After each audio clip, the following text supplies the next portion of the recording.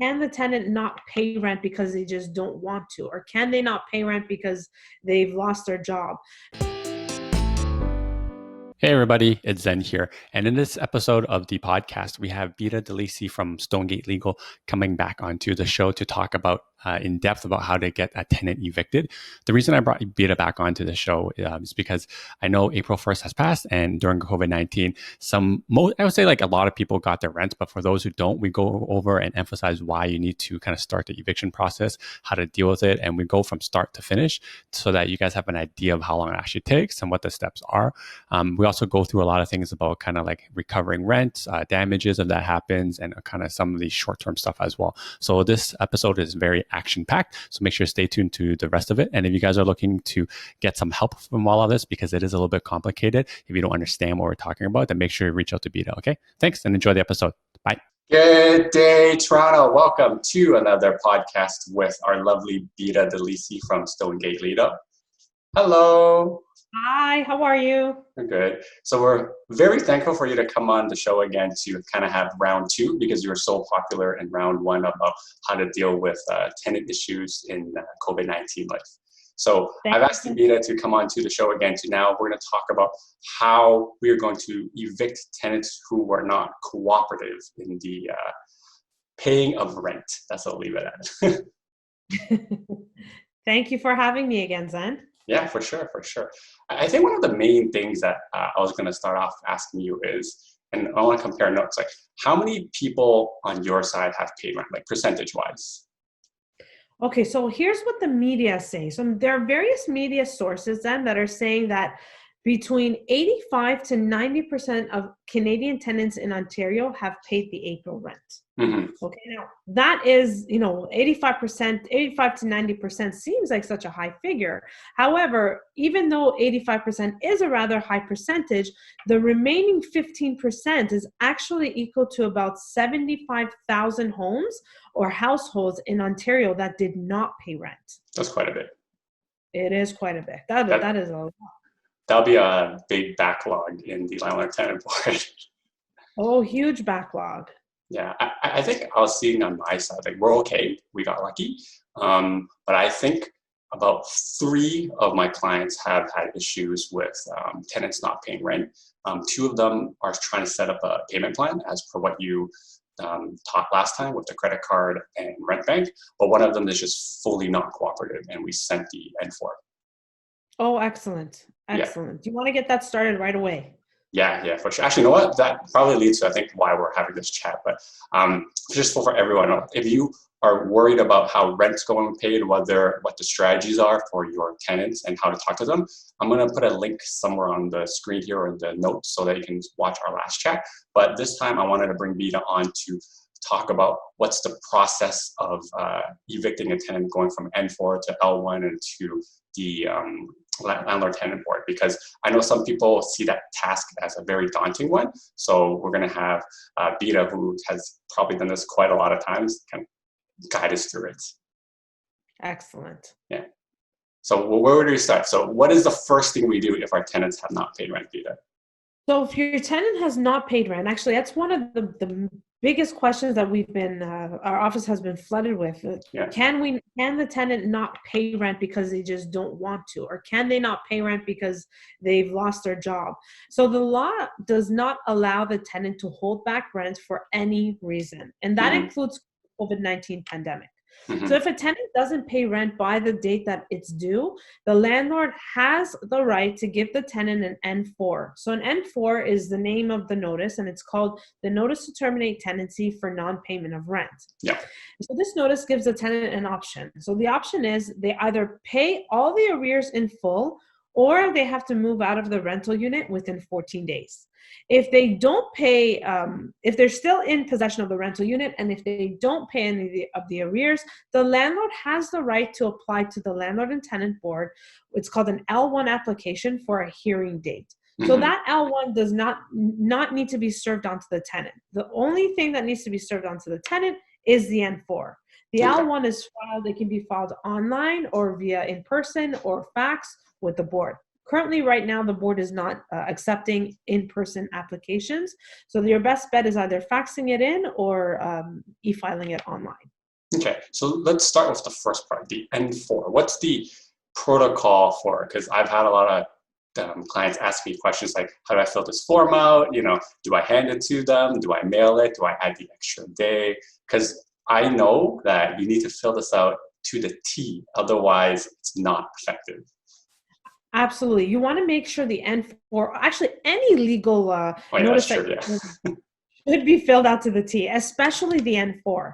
I'll give you reasons why. So the N4 should be filled out to a T, and it cannot be filled out by a realtor, by a property manager, by the landlord's friend. It can only be filled out by either the landlord or the landlord's legal rep, which is the paralegal or the lawyer acting for the landlord. That's so yourself or the landlord? That's it, myself or the landlord. And the reason for that is because if there are any little errors, so minor errors, meaning if you miscalculated the arrears, even by a quarter or by a dime, or if you've miscalculated the number of days, if you forgot the postal code, if you forgot to put basement apartment, if you forgot an initial, if you forgot a middle name initial, or you misspelled somebody's name, any minor error will risk having that application dismissed at the hearing.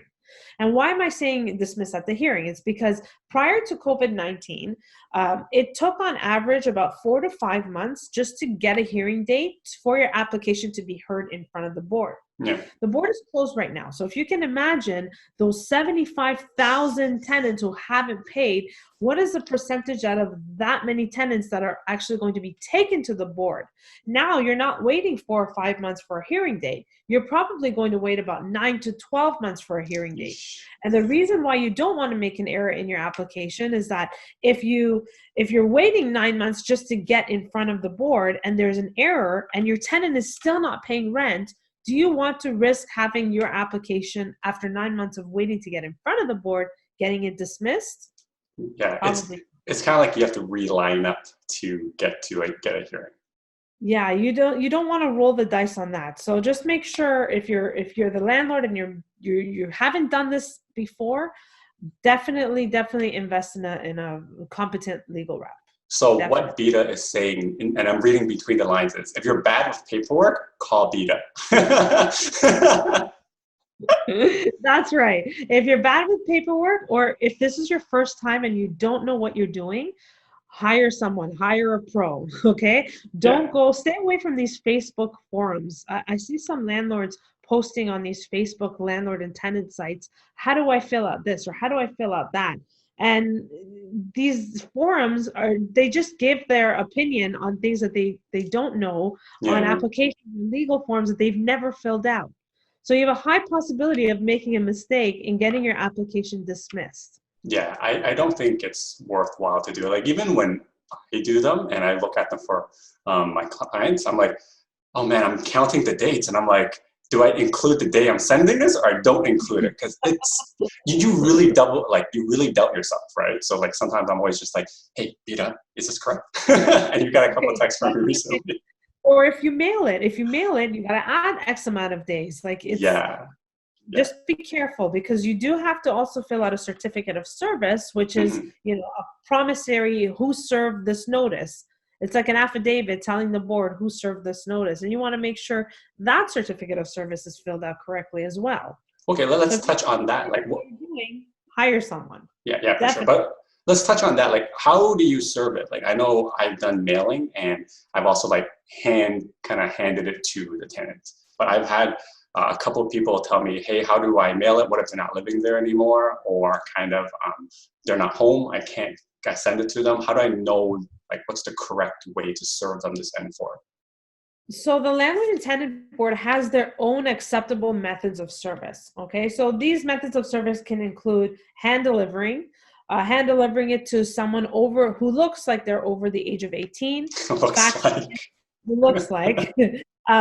Faxing it to their place of work or their residence, putting it in the mail where mail is usually picked up, sending it via courier, express post, or via regular post, Canada Post.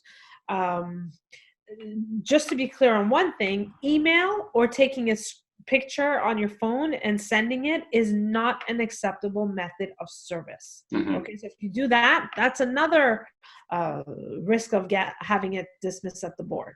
Yeah. Stay away from that. What is your recommended way to serve the N4? My recommended way is 2 ways. So regular mail and express post. Express. The express post is the one that kind of gives you tracking, right? So you can say it was sent there. So it gives you the tracking number, and I always get with a signature. Oh, I see. Yeah. So like whoever receives it has to sign for it, right? That's right. That's right. So what happens if it was never received? Can you still go on to the next step? We send it 2 ways. Oh, I see. Okay. They're bound to receive it. Got it. Okay. Right. So now that we've filed the N4, for anyone who's still keeping track, we are now 14 days or 15 days, depending on how you sent it. What's the next step towards eviction? So the next step, on day 15, the landlord can file with the landlord and tenant board an L1 application, and it's called to evict the tenant for non-payment of rent and to collect rent arrears that the tenant owes. Mm-hmm. And they have to pay the filing fee. If right now the filing fee, if you file online, is $175. If you file via fax or in person, it's about $190. Oh, now, did they increase the price? I thought it was $160. They did. Oh, okay. No, they're 175. They've increased it from 160 to 175, and now they've increased it another 6%. Inflation. But they've deferred the increases up until July. Got it. Okay. Got it. So go ahead. Sorry. Go ahead. No, I was just going to go on now. Go ahead. Once the L1 is filed with the board, the L1 is basically you're asking the board to give you a hearing date. Okay. Mm-hmm. Then the board sends out a notice of hearing to all parties. But right now that's not happening, right? Because the courts are closed.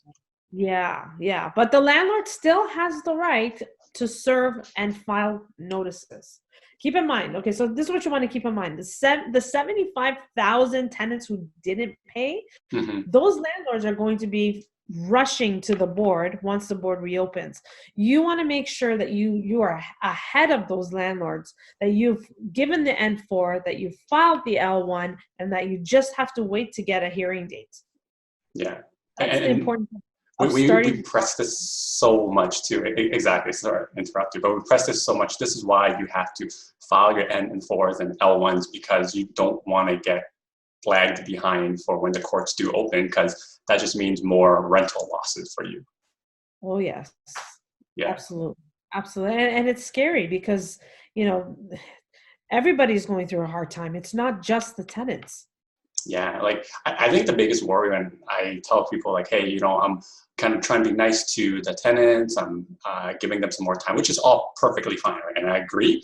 But there's a point where, like, let's just say your mortgage deferral runs out or you can't get any more, and now you actually have to cover 2 mortgages, right? Then you can be at risk of losing your investment property. That's right. It's very scary. It's a very scary position for the smaller landlord, I say. Yeah. Because the big anchor landlords that we were talking about before, they have the funds. So if 500 of their units pay and 200 don't pay, that 500 will cover the 200. But if you have that landlord, the small landlord who owns this house and a secondary property and who works for annual salary, and he's been laid off temporarily, if his tenants don't pay, he's got to dip into his own pocket. Oh yeah, that's a big cost. If he doesn't get approved for the mortgage deferral, that's even worse. Yeah, that's a tough spot. And that's why we're just urging anyone, like, do serve the N4. And I always just tell people, like, this is why I tell my tenants, like, look, this is just a business. I have to just do it this way to protect myself. I'm still agreeing to work out a payment plan, but I have to serve you the N4 until you have paid up your rent and there's no more arrears. Absolutely. And even then, without going to the boards, then there's really no way of enforcing them to carry through that payment plan. Yeah. Okay. So now that we've filed the L1, let's just say hypothetically in a non-COVID-19 world, what happens after you had a hearing date? Okay. So hypothetically in a non-COVID-19 world. This is an optimistic way of talking for us. It's all over now. Well, this too will pass, right? So Yes. we gotta be prepared for what lies ahead when the dust settles, right? Hmm. And you want to be the smart, savvy landlord. You don't want to be the landlord that has to wait a year because Yeah. they didn't file a notice, Yep. right? So on the hearing date, the landlord and the tenant, the parties have two options. Okay, so they can either appear before the adjudicator, and this is the option that the stubborn landlord and the stubborn tenant that wants to draw a line in the sand and take that position that I don't want to work this out. I want the judge to decide. Hmm. I mean, it's not the smartest choice to do No, that. it's not. No, the smartest way is the second option, which is mediation. Yeah. This is highly recommended by the board because they want to see you be able to solve your problems yourself. Okay, Hmm. this keep in mind. At mediation, you sit in a room that's probably 10 by 10 or 8 by 8 with a board certified mediator. And this mediator is he or she is an impartial third party, and they will listen to both sides and they ask questions in an effort to come up with some sort of a positive solution Yeah. where everybody is happy.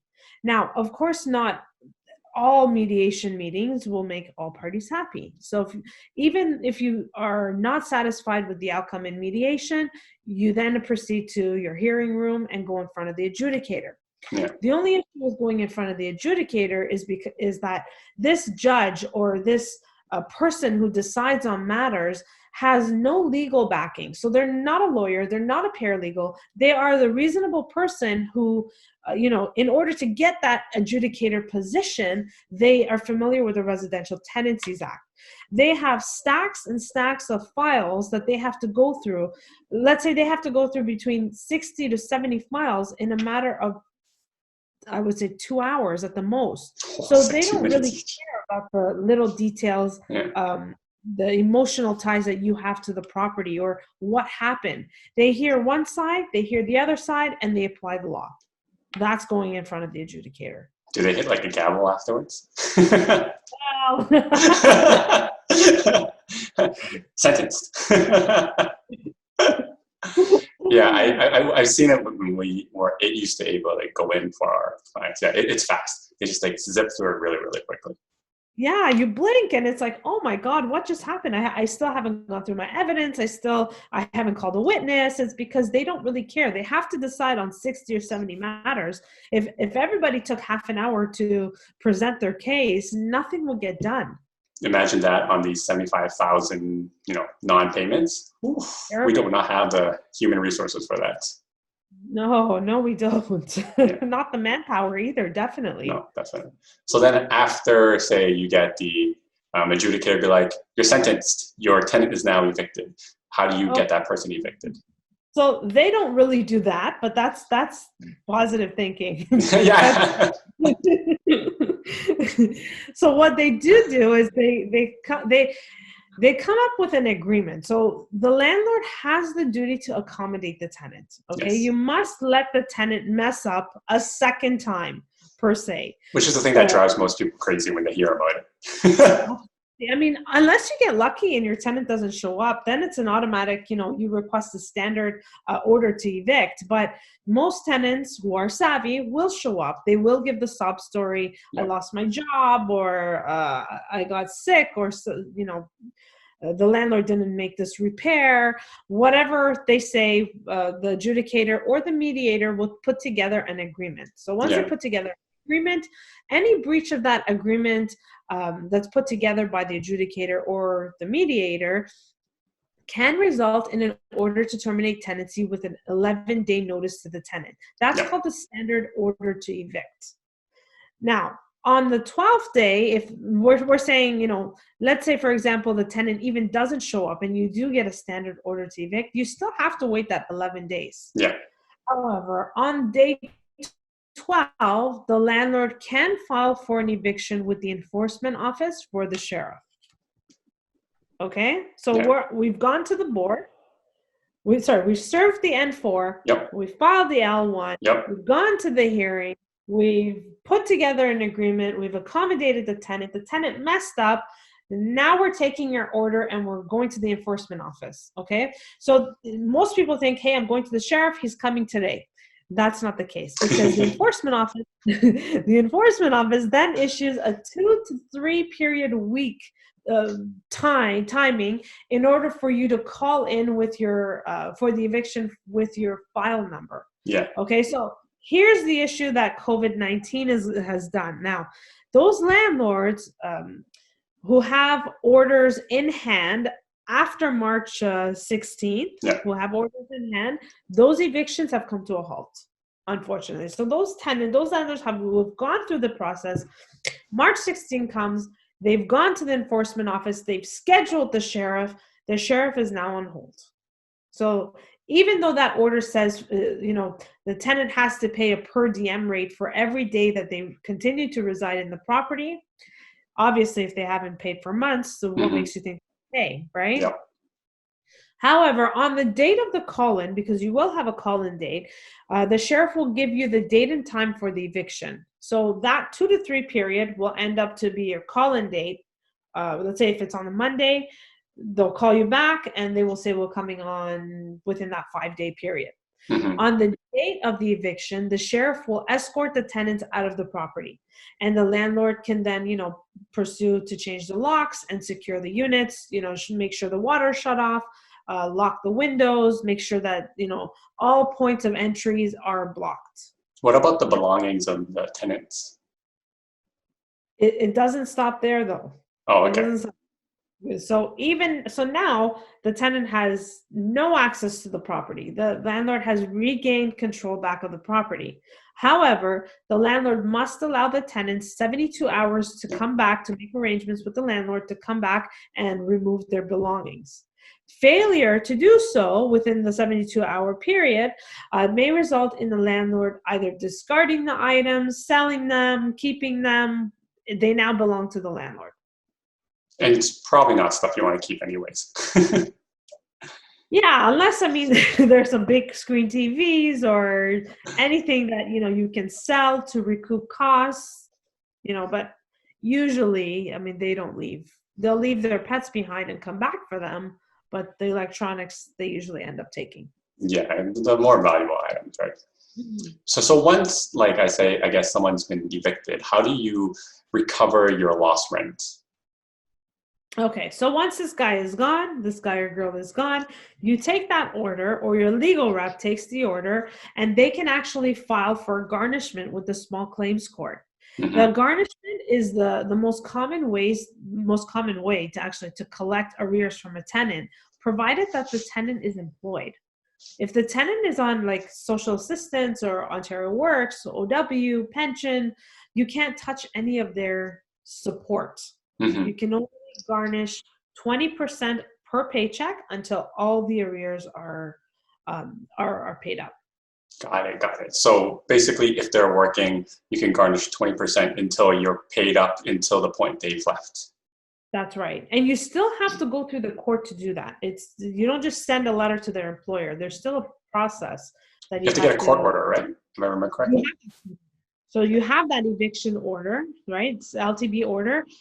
Usually they attach a separate page. Like I said, is that the separate page, there's a per diem calculation that anytime after eviction, this is the per diem rate should you continue to reside in the property. So the landlord can go after all the rental arrears up until the day of eviction, and the per diem rate plus interest after them being evicted and they're staying in the rental unit. How long does it usually take to recoup all your money? Well, that actually depends on how much you're owed. So, and it also depends on how much that tenant's making, right? If the tenant is making a salary of $30,000 or $40,000 a year and they owe you $10,000 or $15,000, well, if you calculate 20% per paycheck, that may take a long time. Yeah, but that's all around the time. Yeah, then you have those tenants that are making 6 figures or over 6 figures, and their rent is over $5,000 a month or $10,000 a month, and they don't pay. it can take years to collect arrears. That's why you have to start the N4 process as soon as possible. I can't stress this enough. Yep, 100% agree with you. Now, does the tenant, for anyone who's thinking about trying to be a professional tenant, does it affect their credit rating? So it kind of like has a negative effect on them finding another place? So so there's been a lot of talks about credit and a bureau for bad tenants due to privacy laws. There cannot be, well, I'm not going to say there cannot be. Due to privacy laws, it's frowned upon for landlords to post negative or slander, bad tenants on social media or revert to these bad tenants forums, and you can't do that, unfortunately. There have been some talks that, landlords can hit the credit bureau for most tenants. I'm not very familiar with stuff like that. You would have to actually check. There's a company out there. Can I say the company name? Yeah, for sure.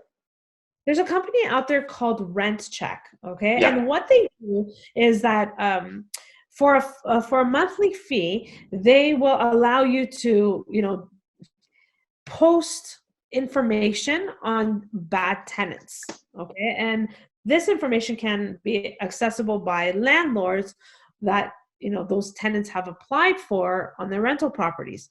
Mm-hmm. However, the downfall with this program, this rent check, is that if the landlord is not paying the monthly fee, then the landlord will not have access to this. Yeah. So it's not a free system where everyone can rush it and disclose the issues with their tenant or who the tenant's identity. Yeah, I think a lot of people ask this question is when they get really upset with like the tenant. They're like, I'm going to do everything to ruin your life, including like damage your credit. And I haven't heard of someone doing that. And I always just say, look, if you can just recover your lost income, then just call it a day. Like, this person's homeless, right? And you're not giving them a reference anymore. So finding, a new spot to live is going to be even more difficult. Yeah, absolutely. That's why going back to the very beginning, prior to the tenancy, when you're prospecting for a new tenant, it's very important to properly qualify. I think that usually a lot of people don't really understand, or they don't know the right questions to ask to properly qualify a tenant. I mean, that's one aspect. And the other aspect is you can do all your due diligence 1,000% and then still not be able to get a good tenant. Yeah, sometimes you just get tricked by the professional tenants who look amazing on paper, but know the system and then really take advantage of you. That's right. And that's why qualifying is so important.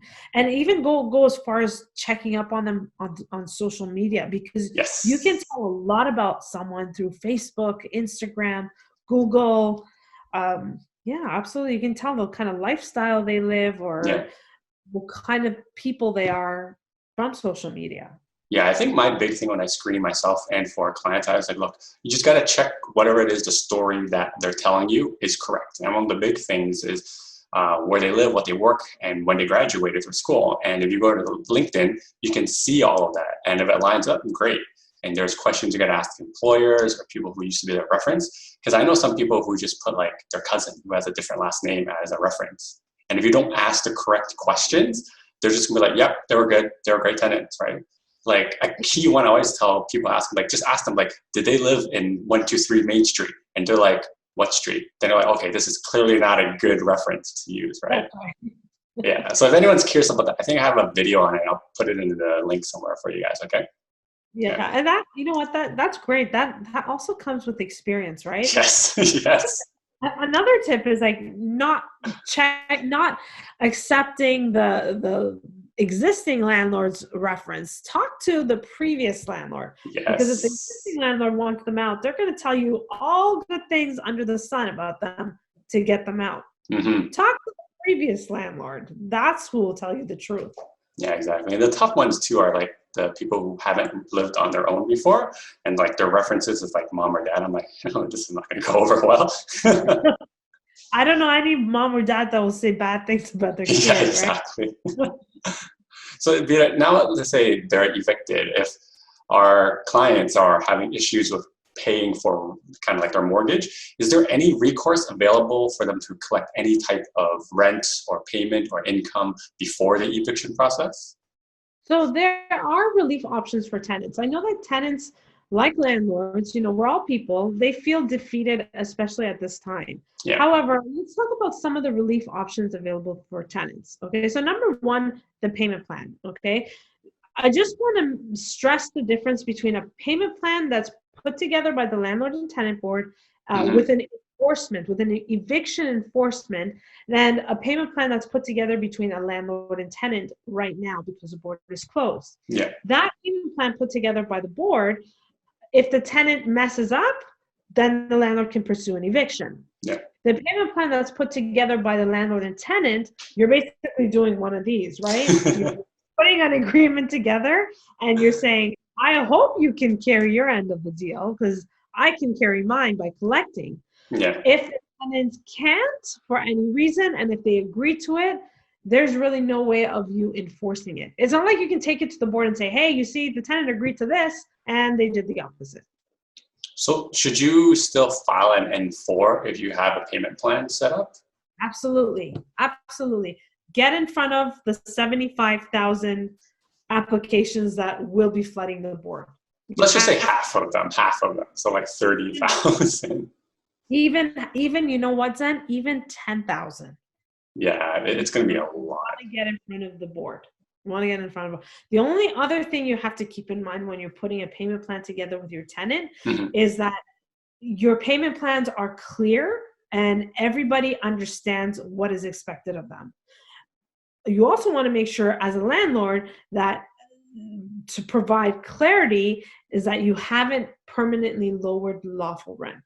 Yes. You have to keep that in mind because moving forward, again, if you have that savvy tenant who may know the law better than the landlord does, you want to make sure that moving forward, after the dust settles, because again, this too will pass, that the landlord doesn't find out that, oh my goodness, by accident, I lowered lawful monthly rent. And you got rent control, and they're never going to move out. That's right. Yeah. So right? again, talk to Bita, hire Bita at her firm if you need this kind of help. There's a lot of things you could definitely trip over. Absolutely. And these little mistakes will add up. Yeah. These little mistakes will add up. Yeah, it gets very But the costly. second relief option is one of my faves, okay? Well, is the rent bank. And I'll tell you all about the rent bank. The Toronto rent bank is the more popular one. If the rental property is located anywhere outside of the GTA, then you just have to Google their number. Yeah. Because the Toronto rent bank actually provides limited interest-free or low interest to anyone that's facing an eviction for rental arrears. That's how fantastic they are. They will entertain tenants that have bad credit, no credit, crappy credit, bankruptcy, they've consolidated their loans. They will entertain any person that's facing an eviction for rental arrears. The maximum loan from the rent bank is actually 2 months rent, which is great. Yeah. Can you reapply? No, not after the 2 months. That's the only time that pays you 2 months rent. Yeah, I think I would recommend that a lot to people because, after hearing you talk about you can't affect the credit rating of the tenant, I'm pretty sure the rent bank has that ability because they're a creditor, right? So now it's not, or kind of depending on the situation, but it's not fully your responsibility to chase after the person and put a quote unquote hit on their credit score. The rent bank can do that because they have the ability to, whereas we don't. That's right. So those tenants who actually rushed to the rent bank prior to April 1st, they got their April and May rent paid for. Yeah, and you know what? The people that I saw make the initiative to do that, I was like, okay, you know what? They're cooperating. They're trying to do this with me. So I always told them look, I just filed the N4. Understand I'm doing this for business, but I appreciate you going to the rent bank, and then let's see where things are in June, and then we'll work together again. That's right. And like I said, it's great. They'll even actually provide you a first and last if you want to move from your existing home to a more affordable or more stable housing. The rent bank is fantastic. The major benefit of the rent bank, Zen, because I'm such a fan of the rent bank. Yeah, you are like a spokesperson for rent bank. I should get paid. Rent bank, you hear? Call Bita. She needs a sponsorship. Right? The major benefit for the landlord having their tenant go to the rent bank is that the landlord gets paid immediately. They have a 5 to 7 day turnaround. So within 5 to 7 days, you get your rent for 2 months. You don't have to worry about any payment plan because the rent bank will make that payment plan with the tenant. And the tenant doesn't have to worry about the landlord proceeding with legal costs or legal fees or any sort of legal enforcement. Yeah, it's fantastic. It's a fantastic solution for the landlords. Absolutely. Everybody benefits from the rent bank. So if your tenants are having difficulty, send them to the rent bank. For sure. Now, how do you deal with, like, say, damages after the eviction? Let's just say, I evicted my tenants. They got so pissed at me, they took a sledgehammer right through all my drywall. I'm just saying, like, everyone always imagines that, or like they took a sledgehammer and like shattered all my toilets. Oh, geez. Okay. So, and this is a very loaded question. I know. Yeah. So this question it's not a black or white question. There's a lot of gray in this question because some people seem to think that this is a landlord and tenant board matter. And some people seem to think that this is a small claims court matter.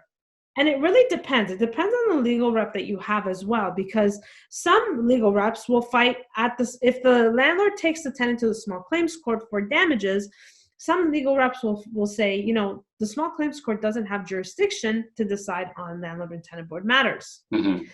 At the landlord and tenant board is where the landlord can go after the tenants for damages. But damages you have to prove because either it's coming out of the tenants' pockets, it's coming out of the landlord's pockets, or you're leaving it in the adjudicator's hands to decide. Yeah. And I think the important thing I always tell my clients and myself is, like, just go for your inspection, like your semi-annual inspections, and even just have them sign something when they move in, like, these are the damages, everything else is fine, just so you have something on paper. Absolutely. Absolutely. Get over there and get to your property, check the smoke alarm battery. Make sure the carbon monoxide detector is working. Change the furnace filter. These are all things, upkeep, the landlord that has responsibility over that will get you into the property so that you can see what's going on in your property. It's very, very important. It's very important. Like, being a landlord that doesn't look at properties, most tenants will be like, okay, that's great. And you may get taken advantage of. And it's not that bad. You just take half an hour, you walk around the property, change some batteries, and that's it. That's it. Yeah. Okay, I got a few more questions for you, Bita. And this is just for some of my clients who have asked me personally. I'm like, I don't have the answer for you. I don't.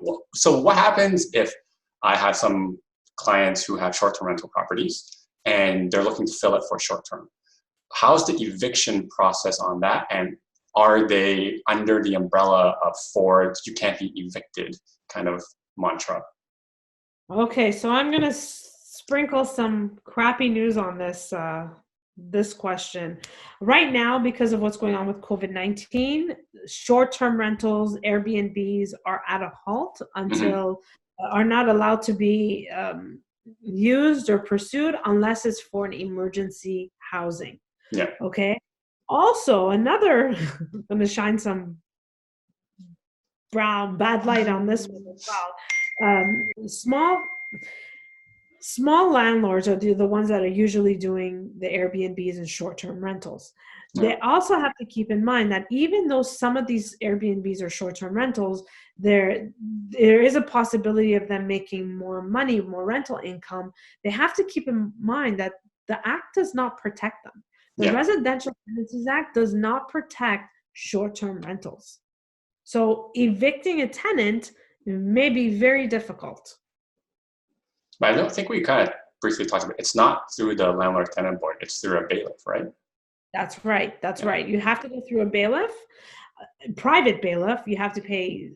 Sometimes they'll charge you maybe up to $1,000, whereas the enforcement office, the sheriff's office, their fee is about $350. So if you can see, it's almost triple the cost. But what would, I guess the question would, let me rephrase it, is can the person who's staying at the short-term property be like, hey, you can't evict me, I'm choosing to stay? Well, they can. I mean, I've seen it happen. Yeah. They can, but the landlord has to pursue a private bailiff. Yeah, That's okay. And then anything because- else is through small claims, right? that's right. Yeah. And it also depends on the small claims court, because if the landlord says, you know what, I'm going to call the cops will come and take you. The police will come, but because it's a landlord and tenant issue, they don't arrest anyone. They don't really interfere.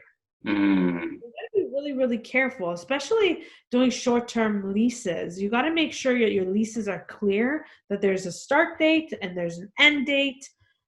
All your I's are dotted, your T's are crossed, because when it comes to short-term rentals and Airbnbs, the act doesn't protect you.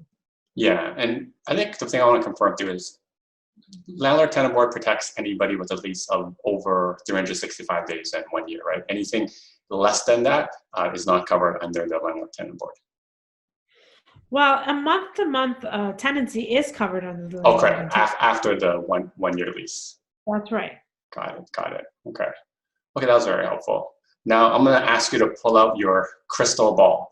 What do you see happening for rents in May and June? Because I know you and I were talking a lot of April coming, but now we got, the CERB is available. People are adjusted kind of to like COVID-19 self-isolation.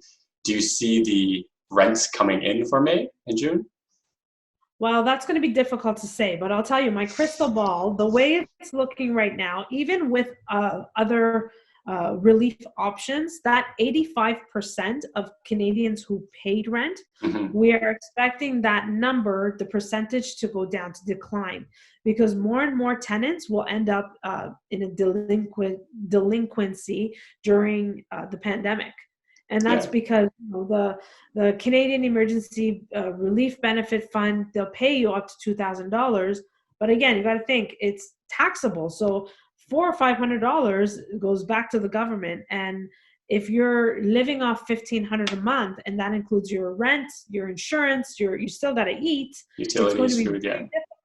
Yeah, it's going to be very difficult for you to pay May or June.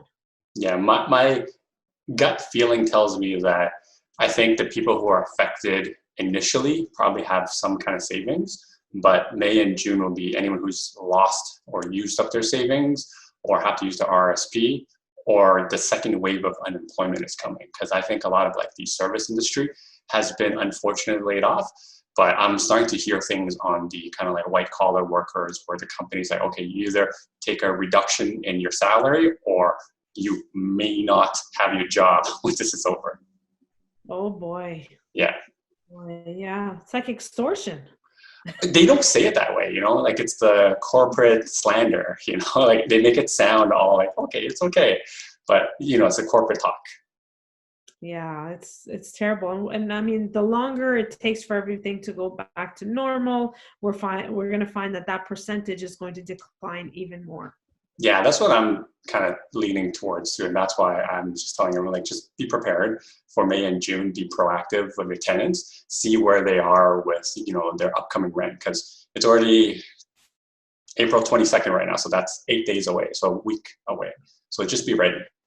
And that's why it's more important now to file your N4s with the board, because May or June or July, the longer that it takes for the dust to settle, there's going to be another wave of landlords rushing the board. They didn't serve the N4 in April that are going to be doing May or June. Yeah, and I'm in a position right now where it's like, not that I don't feel bad for tenants who can't pay, but like if you think about it, it's, look, we've given you 22 days since April 1st. You've probably gotten your CERB if you applied for it by now. And if you haven't gone to the rent bank or talked about a prepayment, you really should have served your N4 earlier, or if not, serve it now. Yeah, it has to be served immediately. Yeah. I mean, if the tenant pays and they catch up, depending on when your hearing date is, you can always withdraw that hearing. Mm-hmm. But getting the hearing, the issue is getting the hearing. And when will you be able to get the hearing? Yeah, it's a long process. We talked about it. We spent some time on it. And you just don't want to get lagged behind for all of this, because then it's just no rent for you. That's right. That's right. That's right. Awesome, Bita. We appreciate your time. Is there anything you want to add, that your predictions, or how people can reach out to you if they have any other further questions we didn't cover? Well, if they have any further questions, they can always contact us. They can go through our social media, Facebook and Instagram, or check us out on our website, stonegatelegalservices.ca. And I'm here to answer all your questions at any time. Yeah, for sure. And I'll put all their contact information, if you guys are looking for Bita, in the show notes or in the description if you're watching this on YouTube. Excellent. Thank you so much for having me, Zen. I look forward to future seminars, webinars. Thanks, Bita. You're a wealth of knowledge. I'm sure you are like providing some sleep for people who can't deal with some of these tenant issues. I have calmed a few nerves. Oh, for sure. The feedback from you has been fantastic. Yeah, thank you. Oh, I'm happy to hear. I'm happy to hear. Thank you so much again. Thanks, Bita. Okay. Bye for now. Bye for now. Now that you're done watching this one, how about this one? Oh, you know what? This one's good too. Ooh, this one's really good. You know what? Just watch them both.